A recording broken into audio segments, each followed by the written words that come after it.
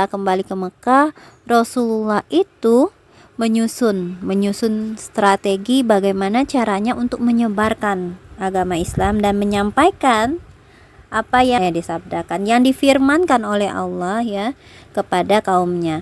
Saat itu Zaid bin Harisah bertanya kepada Rasulullah, bagaimana cara engkau memasuki Mekah? Padahal orang-orang Quraisy itu, orang-orang Mekah itu sudah mengusir engkau.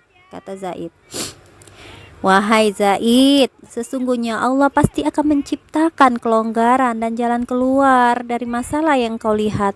Sesungguhnya Allah menolong agamanya dan memenangkan nabinya. Ingatlah Zaid bahwa ketika seruan Allah ke jalan Allah, maka Allah itu akan menolongnya, dan para nabi manapun pasti akan dimenangkan oleh Allah. Ingat ya. Nah, Nabi Adam, Idris, kemudian Yunus, Yakub, Ayub, itu semuanya dimenangkan dalam keadaan berbahagia ya. Diakhiri ya Mas ya. Rasulullah pun melanjutkan perjalanan. Iya, tapi Nabi Muhammad itu bukan sedih Mas, diakhiri dengan bahagia. Karena apa? Karena banyak daerah-daerah yang ditaklukkan oleh Rasulullah, banyak orang-orang Islam masuk kan. Makanya ada surat Al-Maidah ayat 3 ya, ketika orang Islam itu masuk berbondong-bondong. Artinya orang Islam, dakwah Rasulullah itu sudah sampai, sudah banyak mempengaruhi mempengaruhi orang lain ya, kayak gitu ya. Nah, Rasulullah pun melanjutkan perjalanan, dan setelah mendekati Mekah, beliau menetap di Hiro. Di sana beliau mengutus seorang laki-laki dari Bani Khuza'ah untuk menemui Al-Akhnas bin Syarik agar dia mau memberikan jaminan perlindungan kepada beliau. Namun dia berkata, aku adalah sekutu. Maksudnya aku itu termasuk orang Quraisy ya, ikut memerangi Rasulullah. Padahal sekutu itu tidak boleh memberi jaminan perlindungan. Nah, minta dilindungi oleh Akhnas, tapi Akhnas itu bilang seperti itu. Sebenarnya nggak boleh aku tuh memberikan perlindungan kepada kamu kayak gitu ya, karena aku termasuk kawannya orang Quraisy kayak gitu.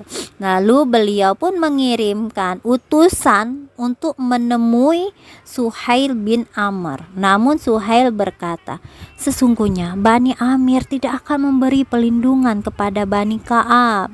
Nah, tidak bisa juga. Kemudian Rasulullah mengirim utusan untuk menemui Al-Mut'im bin Adi. Al-Mut'im berkata, baiklah. Kemudian dia mengambil senjata dan mengumpulkan kaumnya dan berkata kepada mereka, ambillah senjata kalian dan bersiap siagalah di setiap sudut Masjidil Haram, karena aku telah memberi jaminan perlindungan kepada Muhammad. Jadi yang melindungi selanjutnya adalah